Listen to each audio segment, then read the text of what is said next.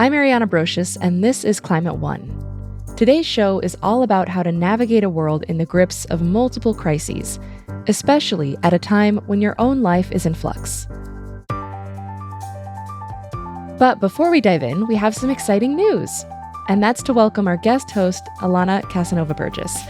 She's co-creator, host, and producer of the podcast La Brega, which tells the story of the Puerto Rican experience in English and Spanish. You may have also heard her work on 99% Invisible, The New Yorker Radio Hour, and Latino USA. She'll be joining me this summer while Greg Dalton takes some much-deserved time away.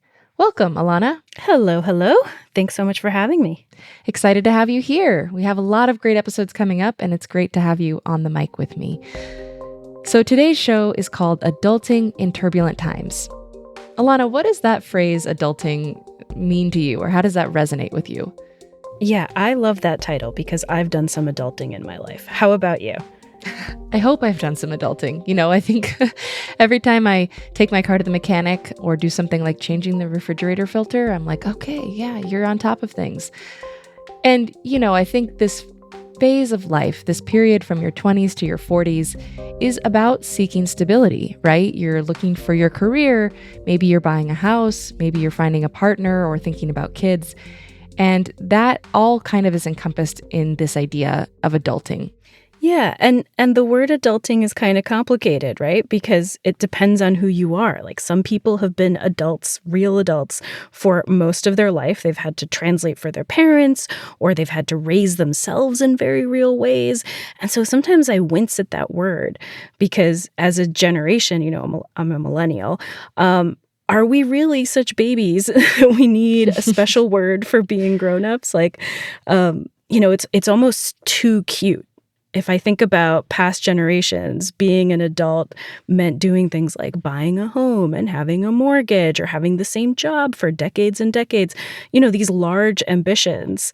And then when I open TikTok, there are all these tips for just making myself lunch in a coherent way, like feeding myself. Like, right. Like the biggest challenge to overcome is how to organize a closet in this like lo-fi kind of cheap way. And so the aspirations we have just feel so much smaller. And I totally get that because it really is hard to feed yourself lunch and closets are really tricky. Closets are tricky. That is true. Yeah, and I think past generations had different balances of work and life where maybe one partner took charge of the home and meal prep and one was the sole breadwinner, and those earnings were sufficient to buy a home or have kind of a middle-class lifestyle. And this day and age, it just really isn't that way. It feels like you have to have quite a lot to be able to afford a home. The housing market's kind of gone bananas. A lot of my friends are struggling under the weight of student loans, which in and of itself can be really debilitating. Plus, you have all these struggles for self-sufficiency at a time when there is this looming climate threat that just kind of makes you question whether you even want to buy a house. Maybe it'll burn up in a wildfire. Right. And I've actually been working on a story that comes out later this month for the podcast 99% Invisible. And it's about the idea of adding another level to the hurricane rating scale we all use. You know, currently it goes up to 5, like a Cat 5 storm. But because hurricanes are getting more intense and more severe, there's a discussion about adding a 6 to the scale. And so we live in a time when it feels like 5 is not enough. Like we have to go up to 6. You know, we have to turn it up to 11, for example. Right. Like in the movie, this is Spinal Tap. We have to turn the amp up past 10 to 11. The numbers all go to 11. Exactly. But, you know, Nigel is talking about amps and the volume is really the same between 10 and 11. But that's the joke, right? But for us, 11 really is one louder. Like we really do need a better word for bad. Yeah, and that says something kind of profound about the moment we're at. And, you know, I think in the US, as Americans, we grow up with this idea of independence and individualism that's kind of like, you know, you forge yourself and that's the definition of success. But I think we're increasingly realizing that the real way through crises like climate, like the climate disruption, is by depending on each other. And some of adulting is about this. It's this idea of sort of stepping out of yourself and focusing on caring for those around you, whether that's your kids or aging parents, or friends that are like family. Right. The world is at an 11, the world is at a 6, but we still have to find ways to be a stable influence on the people we love and the people around us. Not only as a necessity in multiple crises, but also because it can feel kind of good to do that. Yeah, definitely. And I think finding purpose or even moments of joy amidst chaos is really a powerful tool for survival and resilience. So, we're going to talk about that today. And up first, my conversation with the writer Emily Raboteau. Her latest book is Lessons for Survival: Mothering Against the Apocalypse. For some of us, even now, climate still feels this down the road problem or this thing that's happening elsewhere. And you, like many of us, have begun to see these impacts really arrive at your doorstep. Can you tell us a little about that, experiencing climate firsthand? So in New York City, how we've been experiencing it, particularly in my neighborhood, is with flooding. I live in a low-lying area of the Bronx, and we just had a rain bomb today. Rain bomb is A like, rain bomb. What is that even? yeah, it's when you get these like really sudden, really strong rainfall events that overwhelm the sewer system. Okay. So, one of the effects of climate change we're getting in the Northeast is extreme increase in rainfall. I think there's something like 60% more extreme rainfall events than there were when I was a child, for example. So it makes me uneasy. I used to remember as a child when it rained heavily, feeling kind of like drowsy or pleased by the Mm, sound of the rain on the roof. Now it's more a feeling of fear mhm. about what it means and how unfit, like how unsuited this city is to handling that amount of water. Yeah. I have a similar reaction now during the monsoon season here. I live in southern Arizona and we get always, monsoons by nature are sort of these big torrential rains, but they've gotten, in my opinion, more intense. And it can be scary to just be inside and like watching the rain come and hearing it. So, this book encompasses a lot of different experiences, and a foundational part of it is about motherhood. The title is, of course, Lessons for Survival: Mothering Against quote unquote the Apocalypse. So, I'm curious how you arrived at that title. I like the idea of thinking about mother as a verb instead of a noun, what it means to mother, like what it means to nurture. I'm not really thinking about mothering in terms of, the experience of having had a child come through one's own body, but rather an expression of radical care. And I said against the apocalypse, and the apocalypse is in quotes because I didn't want to act as though the future is foreclosed. And I also felt it was disrespectful to activists who are really working very hard on this problem to suggest that we're in an apocalypse. And another reason I put it in quotes is that I wanted to be respectful to historically resilient communities who've lived through existential crises in the past. And one of my aims for this book was to look for lessons in survival from people from those communities. Hmm. One of them being your own grandmother, right? Yeah, well, I was tasked with writing about a couple of books for the New York Review of Books that were about sea level rise. One of them was Elizabeth Rush's book, Rising. And I kept thinking as I was reading these books about my grandmother. Like I couldn't help thinking about her. Her name was Maybelle Sincere Raboteau. And she was a Black woman from Bay St. Louis, Mississippi.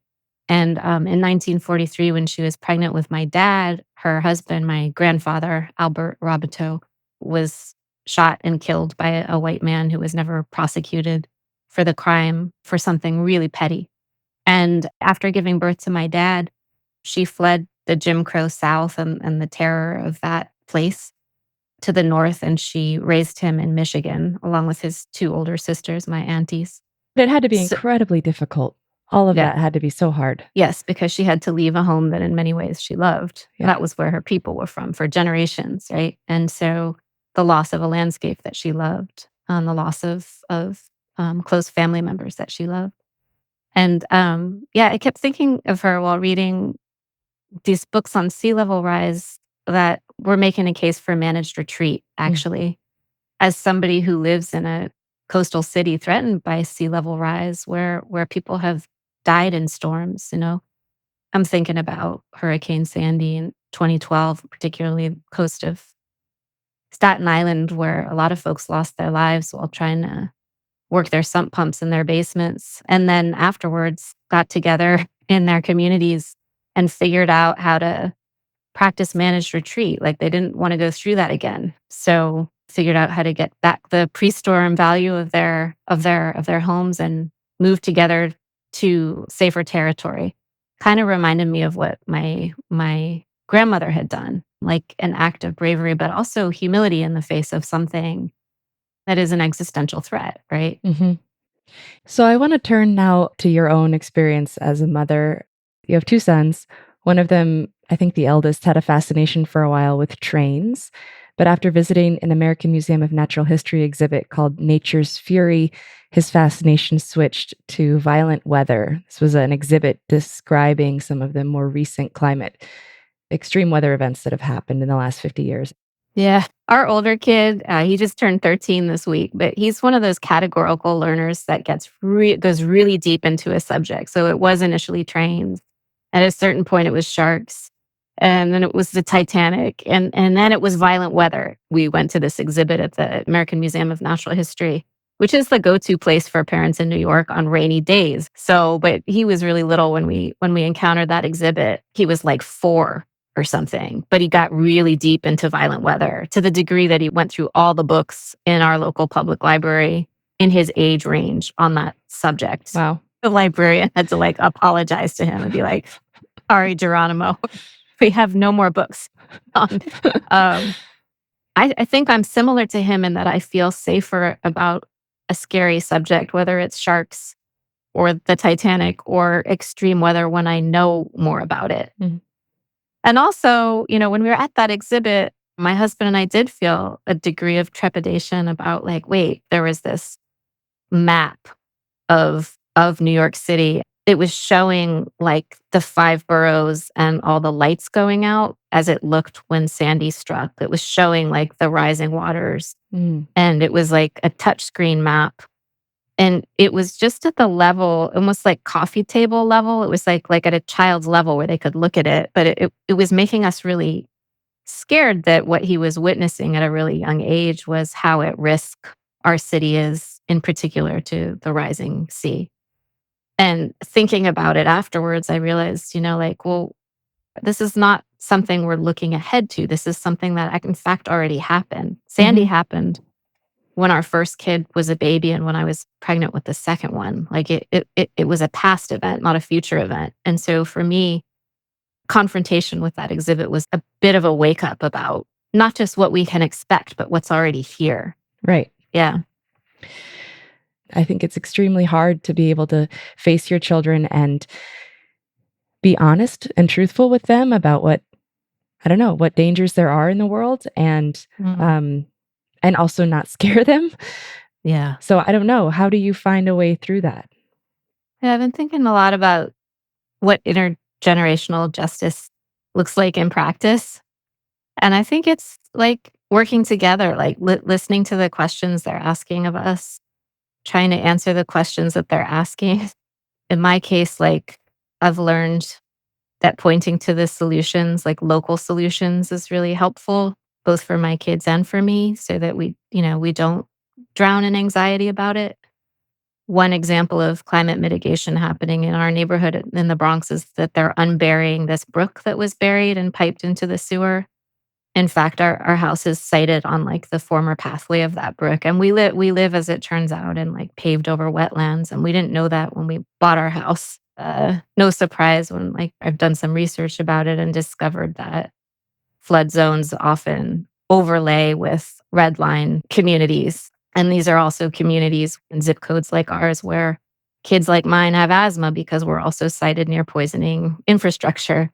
Right. It's hard. I mean, I guess I'm admitting to how hard and how tangled it is to be parenting in these times, and in particular in a fence line community like the one where I'm raising my boys. You know, the climate crisis, it's part of a larger poly crisis. Um, it's a lot. It's a lot for them. It's a lot for us. But I think having conversations are really important.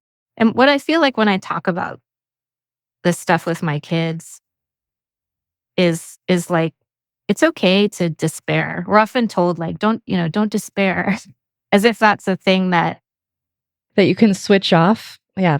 Okay, don't despair. right, that you could switch off. Well, that you could switch off. But I think the fear is that that's like a swamp of feeling that one cannot exit, right? That you'll get sucked down as if it's quicksand or something. But I think like there's so much to despair about. You should feel despairing on occasion, as so long as we're not stuck there. It's also really cool to look and see, look, they're unburying this river, and that's going to help with flooding. And do you know how many people in our neighborhood and in this city, multiple levels, have been working on that for years, and we get to Mhm. live in its watershed? And that's pretty cool. And like another feeling that makes me feel is like a feeling of being in community, right? Like the joy of working on a problem with other people. So something about action, right? Right. Yeah. You cover a range of topics in your book, from being medically gaslit to finding inspiration through community to dealing what the future might look like for your kids and helping them deal with this present moment. Do you have a hope for a message or sort of central idea you'd like readers to take away from the book? Yeah. In the interest of acknowledging it's okay to despair and also not being stuck in that emotion, I think it's really wise to look for examples of resilience from communities that have lived through really hard stuff and and have something to teach us about it, right? My favorite lesson that I got in the research that I did for this book was from an elder in the Yupik community in coastal Alaska in the Arctic, at like the ground zero of the climate crisis in many ways, in terms of the acceleration of global warming and how drastically and swiftly it's changing the landscape. This is a man in a town I visited called Alakanuk, where the Yukon River empties out into the Bering Sea. I was tasked with interviewing him and other members of his community who had lived long enough to remember the time before warming began. Hmm. And, speaking of like intersectional crises, this was also a man who had been removed from his community as a child and sent to one of those residential Catholic schools. Boarding schools or whatever. Yeah, those Yeah. boarding schools. Many of them had mottos like, kill the Indian and the child in the name of civilization, where, people were stripped of their language and their culture and their hair. He went to one of those places, but he made his way back. His name was Dennis Sheldon, and his real name was Kitu Raulia. They didn't manage to completely take away his language and his attachment to culture. But I asked him, what do we do with our anger? And this was in the context of a larger conversation about how they're no longer salmon, right?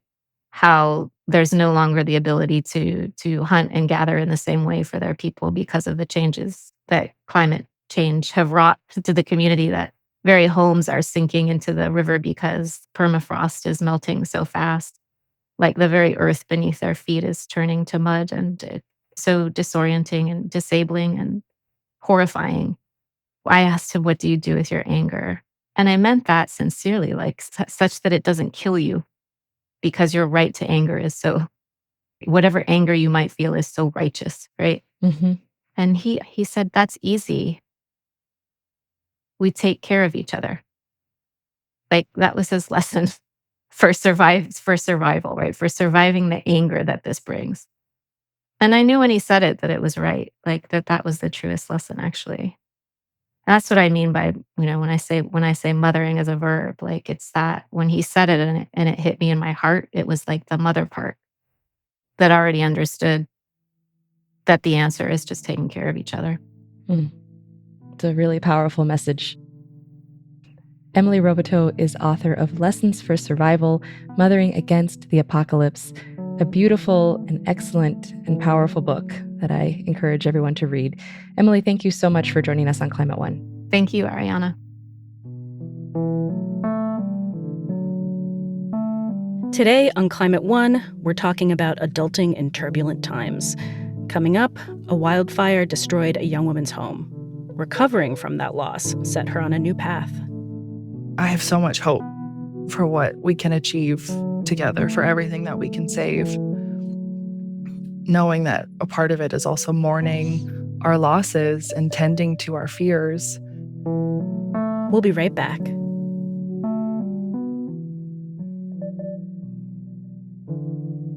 By the way, if you missed a previous episode or want to hear more conversations about climate, we have lots of them. You can find playlists on our website, climateone.org, or subscribe to our podcast wherever you get your pods.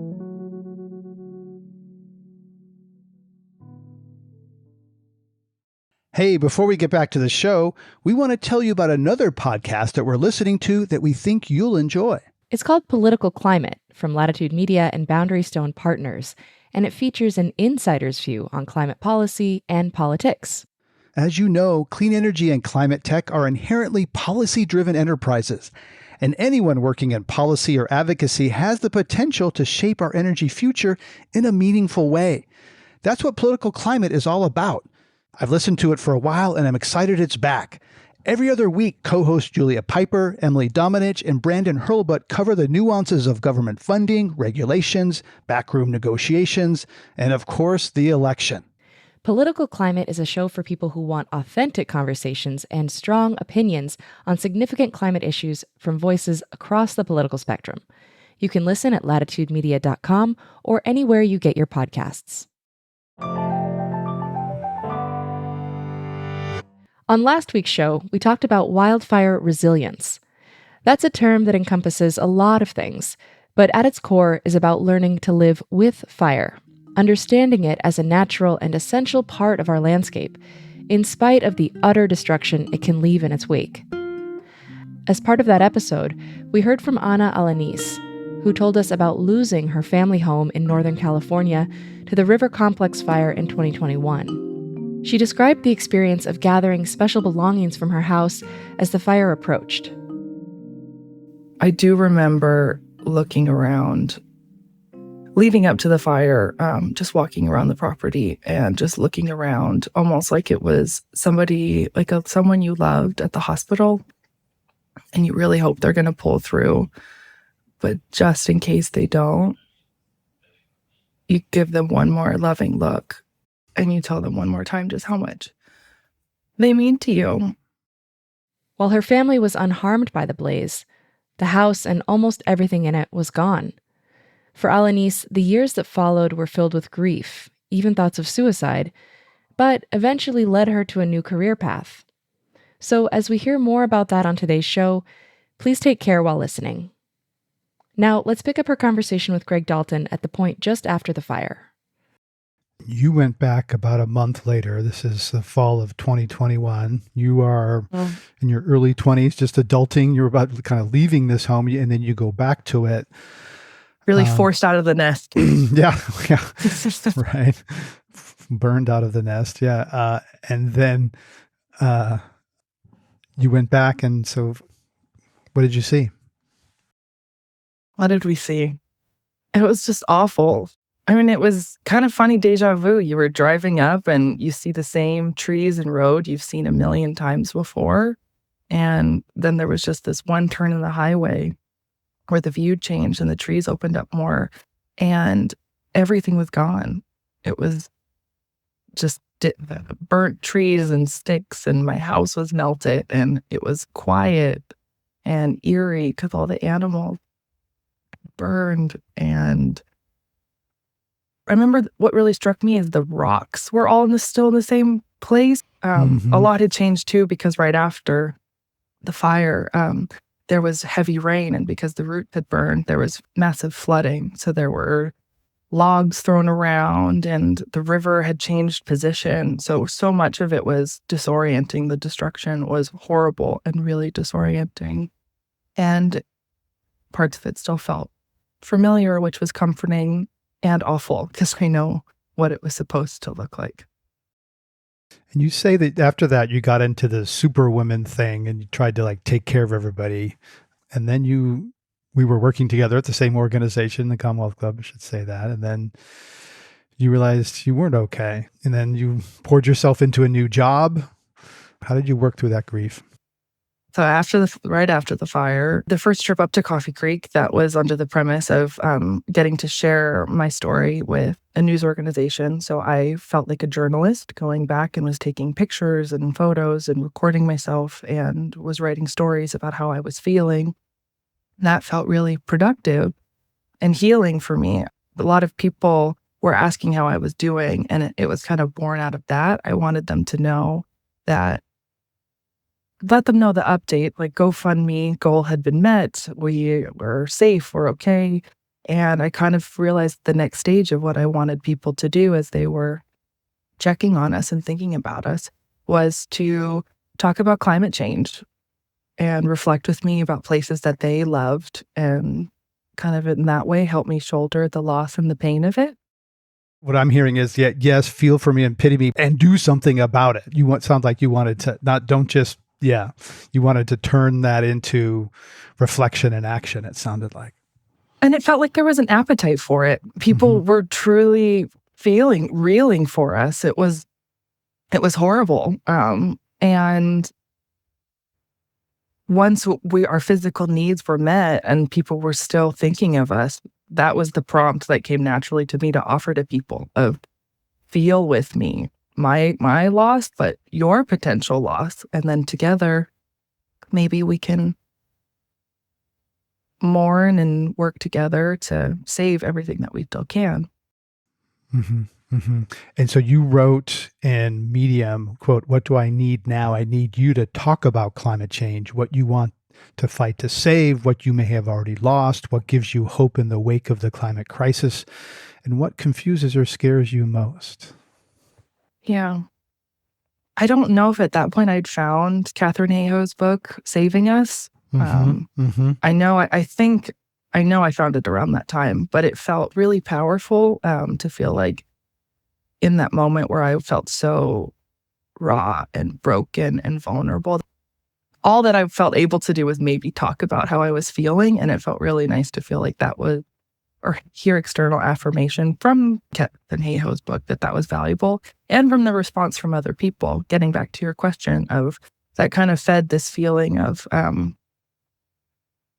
like that lifted my energy and my spirits. So I was making sure my parents were okay. Does everyone have therapy? Is the GoFundMe goal doing well? And thanking donors and trying to find a new job in climate, related to climate. And I was just really going. I tried to start a newsletter talking about how we were doing. Like, I wanted to keep going. It really brought me so much peace and solace and purpose until I just was sputtering and like a car running out of gas. Sorry to use a fossil fuel. That's okay. Joke for it. It's relatable. But I just was and was anxious, having nightmares. I was feeling inept or unwilling to take care of myself. I was being a good little codependent and trying to just, is my partner okay? Is my boss okay? Looking at everyone but myself. And then the reality check was when I started to think that maybe everyone would be better off if I wasn't around anymore. Wow. And that thought was so not me and really jolted me. So I reassessed. I shared with my close family and friends how I was feeling. I dialed back from work again. Went on antidepressants for a little bit. Got back into my body with yoga and some somatic therapy. How did you pull through? I think it was things like learning how to balance the urgency that is working in climate. The whole experience, of course, gave me this feeling of urgency, of like the worst has happened, and feeling like I had to go as fast as possible, while also having to reckon with the fact that going nonstop was hurting me and was going to take me out of the fight. You felt like you had to do more and go faster, and then you realized maybe I need to do less and go slower. I heard this quote, "These times are urgent. Let's slow down." I've heard something like that. Yeah, it's very Eastern Buddhist or something like, yeah, in times of crisis, you need to calmly look around and think rather than go faster and maybe erratically. And at one point, you kind of found your tribe, and you found a particular group of people in a school that was a turning point, it seems. It was. So part of the slowing down was, I think, really taking the time to tend to myself and get to know myself and my interests and really give space and support to myself in that way. And one of the twists and turns on that journey led me to Climate Farm School, which was a wonderful group of professionals from across industries who all came together to live on a regenerative farm for a week, to hear from farmers in Sebastopol, learn about transforming our food system. And I felt so energized and alive meeting all of these wonderful people and realizing they were lending all of their unique talents to this fight that means the whole world to me, fighting for a sustainable future. And I felt like we really had to have a chance. Like, that was really a moment where I just looked around at everyone and felt like we can do this. And then it just inspired me to want to delve more into climate mental health and maybe take some of my learnings of struggling with depression and grief and anxiety and urgency in this time and take some of those lessons and maybe pay it forward to support other people working in climate or impacted by climate. And you're about to start a master's program at UCLA. And how are you going to take that to UCLA in your graduate studies? Yes. So I'm going to infuse climate into all of it. It's a master's in social work. So on the other side of it, I will be a trained mental health professional and also have training in policy creation and advocacy. And my through line in all of this is climate resilience. I want to know how to be a mental health practitioner that can support people like myself, communities like myself, and climate professionals who are really in this, supporting rural, low-income communities and other land-based populations like farmers, fisher people, and Indigenous communities. And then in addition to that direct one-on-one mental health support, I am hoping that those experiences will continue to inform the work that I do as a climate activist, advocating for climate resilient policies like disaster preparedness plans, making tangible progress on climate action plans, pushing for food sovereignty in LA, supporting urban regenerative farmers, et cetera, et cetera. There's so many wonderful opportunities for climate resilience. And I feel like if I can just help tune in, it's like I visualize a bunch of individual soldiers in a fight. And if I can kind of like support the troops as they're going out, Yeah, and that feels really good to me. Yeah, it sounds like you do something we talk a lot about on the show, which is work at the individual level and also with a systemic vision in mind. So what have you, looking back, and now you're burned out of your childhood home, now you're going on to graduate studies to kind of at the intersection of climate mental health and disaster preparedness. What have you gained from your life being scorched by wildfire? Not something you'd ever want or wish, but as the suffering brought you some strengths in surprising ways. Absolutely. It brought me transformation. It's been really powerful to have gone through this experience and to be able to connect with other people who have maybe gone through what I have or are really afraid that they're going to experience what I have and are feeling anxious or lost, depressed, out of sorts, and to be able to sit in front of them and show that I'm still standing and have so much hope. I have so much hope for what we can achieve together, for everything that we can save. Knowing that a part of it is also mourning our losses and tending to our fears. And it feels like a superpower to now be able to help some people along their journey. So your home burned when you were in your early 20s. When you were in your early 30s, what's your vision? What would you like to look back on this time? And you've gone to graduate school, you're helping on climate policy, maybe you're a clinician. What's the early 30s, Anna, look back at this? That's a lovely question. My first thought for it is I was just walking through Golden Gate Park the other day, and I saw this really cool art installation where it was showing mile markers, but time. And when you walked front to back, it was time markers, but bad things. Like 2035 was when the last species of this bird went extinct. Something else horrible. But then when you walked backwards, it was all of these good possibilities, like like a different alternate future. So I think putting my climate optimist futurist hat on, I picture a future where we're on the right path and I can have played a role in people feeling their way through this and tuning into more of their purpose and power and community and just all being a lot better for it. Well, thanks for sharing, Anna, your story of grief and resilience and shifting your life and finding strength out of it. Thank you. Thanks, Greg.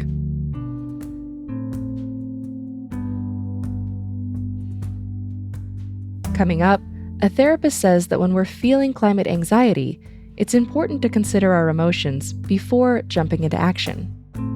The more we can sit with our feelings, explore them, see what they actually are, the more we're able to take meaningful action that's really in alignment with our strengths, our capacities, our limitations, and what we really have to offer to the world.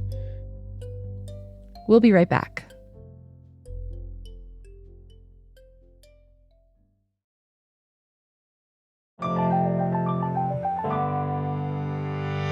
This is Climate One. I'm Ariana Brocious. And I'm Alana Casanova Burgess. In recent years, we've been hearing more about eco-anxiety and climate grief. These terms have become more commonplace, especially among younger generations and those working in the climate space. Now, eco-anxiety is recognized by the American Psychological Association, which defines it as a chronic fear of environmental doom. Andrew Bryant is a clinical social worker and psychotherapist who works with people experiencing a range of emotions and situations. Starting around 2017, he found himself encountering more and more clients bringing climate into their sessions. Started with a handful of clients bringing up thoughts, worries, fears, grief, and struggle in their lives around the prospect of climate change and what they anticipated was going to happen in their lifetimes and in their children's lifetimes if they were parents. And I realized that I didn't know how to support them around these issues. I hadn't been trained around climate therapy in my graduate school training. I hadn't attended seminars or continuing education, and I didn't know any other peers who focused on this issue. And that was a challenge. And it was also a challenge because it affected me, hearing their stories, hearing their worries and concerns about the future. It brought up concerns of my own. Yeah, can you share a little of that? I mean, what were the things that your clients were struggling with, and then what resonated for you? I think what resonated most was clients who were thinking about becoming parents or were already parents and trying to decide if they were going to have another child and really struggling about that decision. You know, the people who I was talking with had very specific and kind of clear imagery and anticipation of what life would be like in 20 years, 40 years, 50 years. And it was dark? Yeah, it was dark. It was, apocalyptic. And I'm not saying that that's accurate. There's so many, potential outcomes we really can't anticipate. But they had really dark visions of the world their child or children would live in. And around that time, I was relatively new parent. I had kids who were about 4 and 6, Hmm. and I was listening to them, thinking about my own decision to have children, and thinking about the future that my own kids would be inheriting, and it really affected me. Yeah. And that combination made me want to engage with this issue more deeply, both so that I could do my job as well as I could, and also to really investigate what this new experience is that many people are having around, fear about climate catastrophe. We've done episodes in the past on this question of whether or not to have children, and given the climate crisis, climate emergency, and it is really fraught. But as you say, there's lots of aspects that bring up grief, anxiety, depression, those are feelings around what the climate future holds.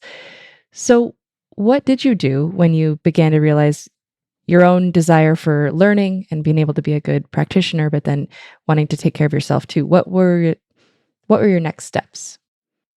Yeah, probably to alleviate some of my own climate anxiety, I was looking for something to do, Hmm. to take some sort of action, and also to learn so that I could do my work better. So I started doing some research around resources that were already out there for mental health providers and other clinicians exploring these issues. And I found a decent number of resources, people who had written in different fields of health and psychology. And I started gathering resources together, reading them, and also compiling them into eventually a website so that I could share them with other clinicians. That was the original intention. And I put up a website called Climate in Mind, and just basically started posting new lists every once in a while, lists of books, lists of articles, lists of people who had written on these topics, and wanted to share them so that I could at least save other people some time. And you found a pretty receptive audience for that website and the content you were compiling. Tell me a little bit about who reached out to you and what they were looking for. Yeah, I originally thought I was posting these resources for other clinicians and maybe researchers around these topics. But I started getting emails from people reaching out, looking for support around their own mental health and well-being. Looking for, a common email would be, I'm looking for a climate therapist in this city, Houston or Hmm. Madrid or Taiwan. Do you have any recommendations? And I realized that there was not only a need among professionals to focus on this topic, but a need for among the public for resources about what to do. And a lot of people feel really isolated around these issues, around struggling around these feelings. And clearly they were Googling and scouring the web for support. And so I started gearing the site a little bit more towards the public and pointing them towards resources that might be helpful. So many clinicians, therapists focus on specific areas, develop expertise in specific challenges or treatments. How is working with someone on climate anxiety different from other kinds of anxiety or other kinds of mental health challenges? Fortunately, in several ways, it's not that different. We're fortunate to have decades of research and skills that have been developed to address anxiety and depression. A lot of those strategies can be applied to climate oriented anxiety. But what makes it really different is the breadth, the hugeness of the issue. A lot of people have anxiety about particular aspects of their lives, social anxiety or situational anxiety, worry about being on a bus in public, or worry about a job interview, or what people are going to think. Those are all really valid and important to address and move through, but they are particular to that person.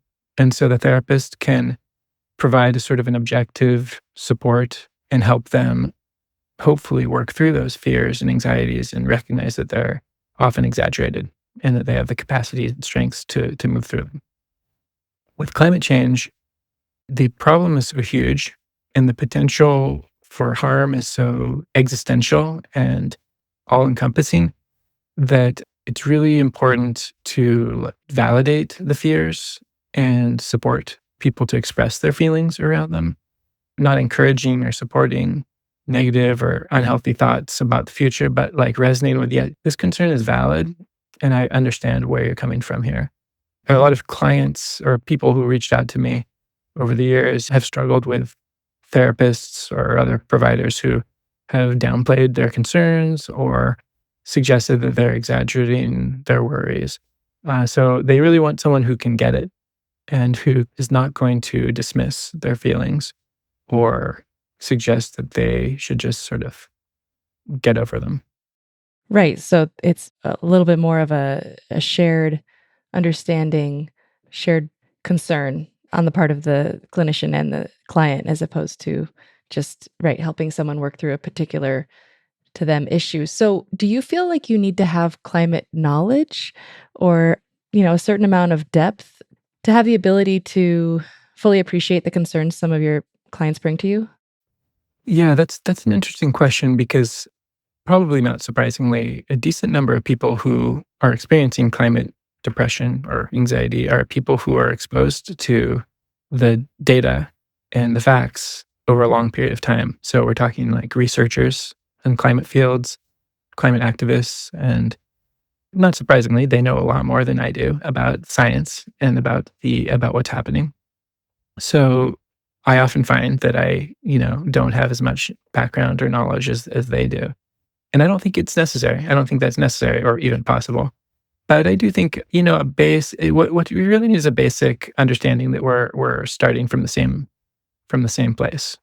That this is real, that this is happening, and that there's a lot of loss that's going to happen. We don't know exactly what the outcome's going to be, but there's going to be a lot of loss and a lot of change without running away, without denying, without downplaying or trying to problem solve too quickly. People just need a space where they can sit with someone who gets that, the level, the extent, the enormity of the issue. Yeah, that sounds hard for you and for them. Mm-hmm. Yeah. You told me earlier that you don't see therapy as the solution necessarily to what people are dealing with, that it's more of a gateway and entry point to taking action. How do you support your clients in getting there? I think there's lots of pathways towards addressing these challenges that people encounter and finding meaningful ways of engaging with the world and finding meaning in all the struggle and all the crisis that they're witnessing. I guess my theory or my perspective around this is that the more we can sit with our feelings, explore them, see what they actually are, the more we're able to take meaningful action that's really in alignment with our strengths, our capacities, our limitations, and what we really have to offer to the world. So I like to open these feelings up, get them out of the darkness, the inside, help people feel less alone, and name them, and then that helps them hopefully connect with other people outside of the therapy space around these feelings, share them with other people, connect, find groups or activities or communities in the world of people who have shared concerns and shared values and shared interests in addressing this. And then from those steps, feeling the feelings, talking about them, uniting with other people, then they're set up for the best chance to find actions and engagements with the world that help them feel like they have power and capacity to have an impact Hmm. on what's happening. Elsewhere in this episode, we talk with Emily Roboteau, and I asked her how she deals with some of these feelings, and she actually pulled out an emotion wheel, a color coded emotion wheel, and said that some of it is naming specific emotions, and that as a starting point does a lot to just kind of help her feel her way through whatever it is. What are the risks of jumping into action without first beginning to process some of these emotions? I've certainly had this impulse before multiple times. For example, I can't tell you how many times over the last 10 years I thought about changing careers and Hmm. maybe I should get a PhD in climate science, or maybe I should become a park ranger or something. And, there's this feeling like I got to do something about this directly now. And, sometimes that's a good idea. There can be good reasons for changing directions in our lives. But looking back, that was out of a sense of anxiety and sort of desperation, so that I could personally feel like I was doing something like that person over there on TV or on the podcast or on the radio, because they seemed like they were doing something and I didn't feel like I was. And I don't think that's a very solid place to move into action. And if I had done those things, it probably wouldn't have worked out very well. I would have, gotten burnt out, or it wouldn't have really resonated with who I am. This is such a big problem, such a big, challenge we're facing as a species or a planet, that we really need like more than multiple, like so many different skills and responses. There's not one good way to deal with this and to respond to this. We need so many people and all their particular capacities and strengths to engage. And so rather than trying to be like that person over there with a blowhorn or with a PhD or et cetera, like what do I have inside? What can I bring to this that other people can't? And if we slow down and pay attention to those feelings that we have and talk with them and take our time, we're much more likely to find actions that we're not going to, get burnt out from, that is going to feel more personal and sustainable. How do you keep it together and not burn out? How do you stay motivated? Yeah, I try to take my own advice that I give to other people. It's not always easy. So I talk with people I trust and who are supportive. I share how I'm feeling and what I'm going through. For instance, there's a local group in the Pacific Northwest of climate therapists that has kind of gathered together on a local level to meet and talk about both the work side of things and also the personal struggles or questions that come up around all of these issues. So yeah, trying to slow down, trying to talk, and trying to connect with other people. I think connecting with other people is huge. What got us into this mess? One way of looking at it is disconnection. The disconnection we humans have had from nature and the idea that we're separate from it, and disconnection between human beings, the idea that what we do here doesn't impact other people next door or across the globe, and disconnection from our own feelings. And yeah, I try to get out in nature and remember, why I love the planet and why I care so much about what's happening. It's because it's so special. And I try to remember to get off the computer and get outside and just recognize how precious everything is. Andrew Bryant is a clinical social worker, psychotherapist, and co-director of North Seattle Therapy and Counseling. Thank you so much for sharing your story with us on Climate One. Thank you so much for inviting me. And that's our show. Thanks for listening. You can see what our team is working on next week by subscribing to our newsletter, which also rounds up the biggest stories in the world of climate. Sign up at climateone.org. Greg Dalton is host and executive producer. Brad Marshland is our senior producer. Our managing director is Jenny Park. Alana Casanova-Burgess is guest host.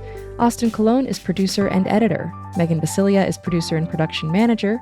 Wency Shada is our development manager. Ben Testani is our communications manager. Jenny Lawton is our consulting producer. Our theme music was composed by George Young. Gloria Duffy and Philip Yun are co-CEOs of the Commonwealth Club World Affairs, the nonprofit and nonpartisan forum where our program originates. I'm Ariana Brocious. Thanks for listening.